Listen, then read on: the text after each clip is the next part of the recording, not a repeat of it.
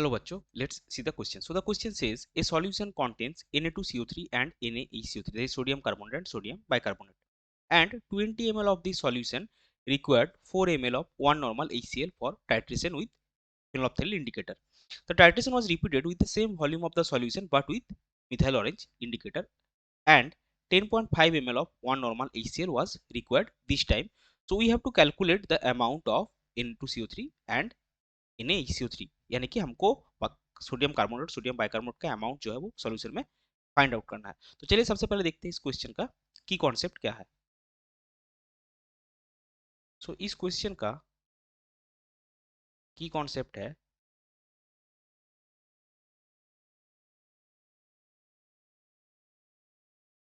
Neutralisation reaction. सो अभी देखिए हम कुछ चीज पहले लिख लेते हैं। जो हमको क्वेश्चन में गिवन है वो है वॉल्यूम ऑफ Na2CO3 प्लस ये हमने कितना लिया 20 ml ये सॉल्यूशन हमने लिया। अभी जो Na2CO3 है कार्बोनेट, इसका मोलर मास है आपका 106 ग्राम पर मोल, और जो सोडियम बाइकार्बोनेट है NaHCO3, इसका मोलर मास है आपका 84 ग्राम पर। ये डाटा हमको बाद में चाहिए। अभी देखिए यहाँ पे दो टाइट्रेशन हो रहा है। पहले एक बार हम फिनोल्फथालीन इंडिकेटर के साथ टाइट्रेशन कर रहे हैं, दूसरी बार हम मिथाइल ऑरेंज इंडिकेटर के साथ टाइट्रेशन कर रहे हैं।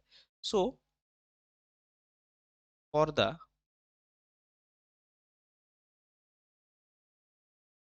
फर्स्ट टाइट्रेशन हमको क्या मिलेगा, जो रिएक्शन है केमिकल वो पहले लिखते हैं Na2CO3 प्लस HCl, इससे आपका बनता है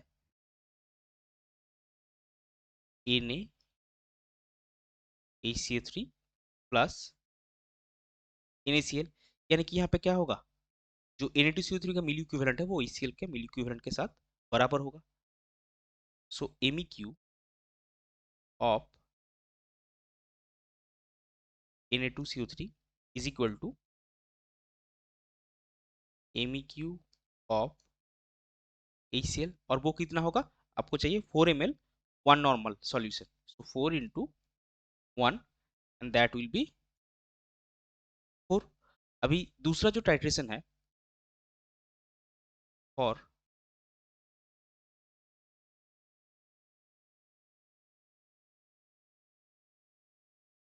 that is in the presence of methyl orange indicator. So second titration में क्या होगा, सेकंड टाइट्रेशन में सिर्फ NaHCO3 जो है वो HCl के साथ रिएक्ट करेगा और बनाएगा आपका H2CO3 plus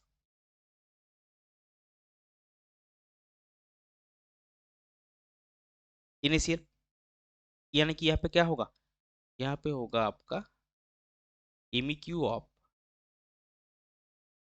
NaHCO3 is equal to MEq of HCl and that is the strength into the volume. So volume कितना लगा हमको, वॉल्यूम हमको मिला 10.5 ml of 1 normal HCl। So MEq होगा 10.5 into 1।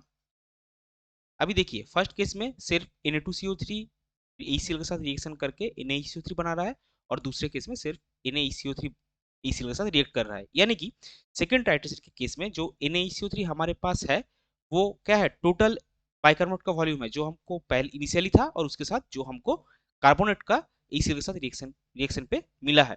So initial MEq of NaHCO3 क्या होगा 10.5, जो carbonate और बाइकार्बोनेट दोनों का मिला हुआ MEq है, माइनस जो आपका कार्बोनेट का MEq फर्स्ट हाइड्रेशन में मिला, दैट इज 4। तो इनिशियल MEq ऑफ NaHCO3 हो जाएगा आपका 6.5। सो इससे आपको मिलेगा mass of NaHCO3 is equal to 6.5 into 84/100, so ये हो जाएगा आपका 0.546 ग्राम। और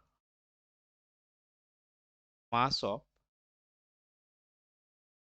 Na2CO3 आपको मिलेगा, जो MEQ है 4 into mass divided by molar mass divided by 1000, सो ये आपका हो जाएगा 0.424 ग्राम।